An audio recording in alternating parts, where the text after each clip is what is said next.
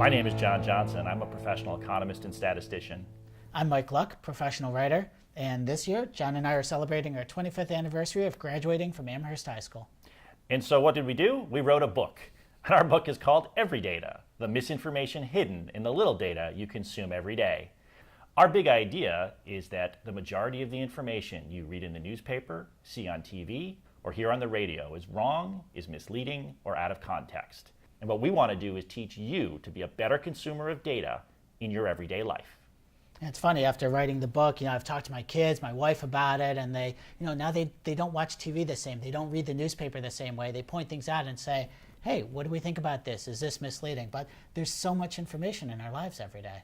Well, in fact, it's about 34 gigabytes of data, which is the equivalent of 34 pickup trucks. Imagine that, 34 pickup trucks worth of information that you are bombarded with. Now, most people don't have any special training in statistics or math, and in fact, they're kind of afraid of it. So what our book does is we try to say, here are some practical examples and some practical guidance that can help you to be a better consumer of all of this information you're bombarded with.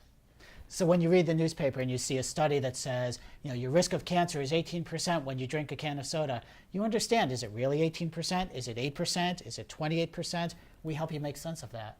Or when you see the new article that says, if you live near a Starbucks, your home value will increase. You don't immediately go, move. You think to yourself, well, maybe Starbucks strategically places their stores in the wealthiest communities.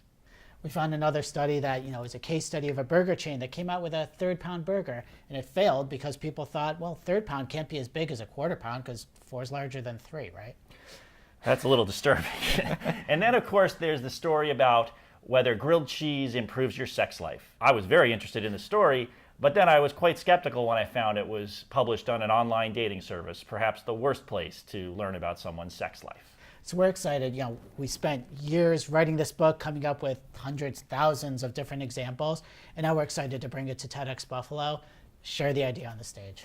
Well, and a big part of our message is that it can be very empowering to understand statistics. We're not trying to turn people into mathematicians that are running their own averages and doing derivatives in their head, but we do want you to understand some basic ideas and concepts that will make you smarter, wiser, and hopefully make much better decisions when it comes to data.